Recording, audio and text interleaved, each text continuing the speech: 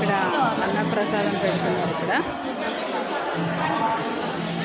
DSP గారు వచ్చి పిల్లలకి అంతా గిఫ్ట్ కూడా ఇచ్చారు. స్పోర్ట్స్ పెట్టారంట పిల్లలకి. ఇక్కడ నృత్యం చేశాక తర్వాత ఇప్పుడు భోజనాలు కూడా పెడుతున్నారంట.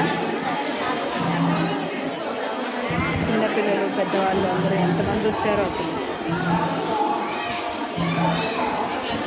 చాలా బాగా అనిపించింది.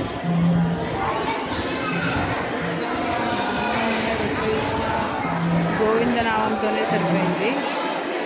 హరే కృష్ణ హరే కృష్ణ కృష్ణ కృష్ణ హరే హరే హరే రామ హరే రామ